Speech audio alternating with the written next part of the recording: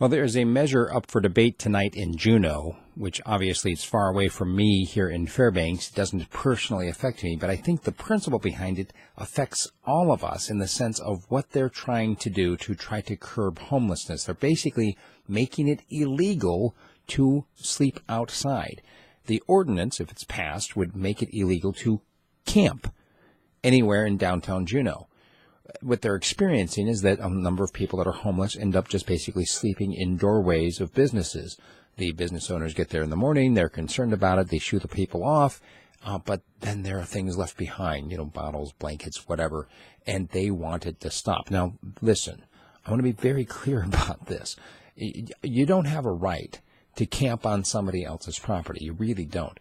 What concerns me is that when we get into this gray area of public property, you're talking about streets, sidewalks, parks, who has a right to say who can and can't use it for what purpose?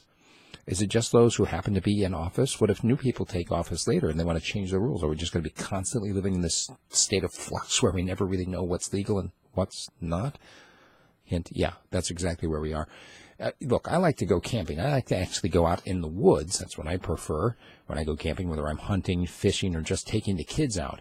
The thing about going to an actually official campground, it's not just about paying for the privilege of using a designated campground. To me, that's just, I don't know, it's kind of blah. And then you go and you sit here and you have your campground there and you have your fire ring there.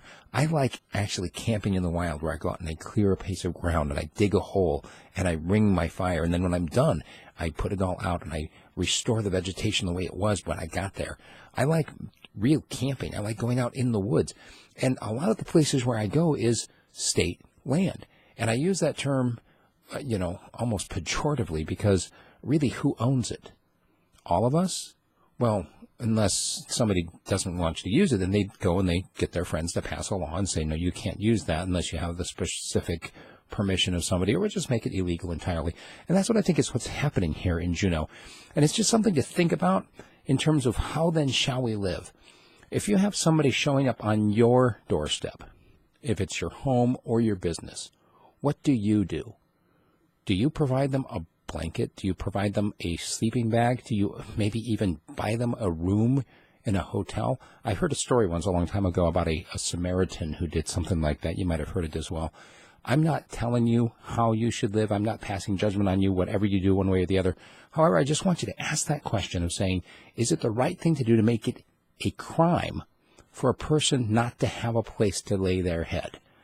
That's my 2 cents. You want to engage with me, send me an email, steve@radiofreespeech.com. If you'd like to become a sponsor, I do have that available now, not only through Patreon, but also through direct advertising on the podcasts. And, of course, I'd love to have you buy a subscription. All those options are available at the website, radiofreespeech.com. Thank you, and tell your friends.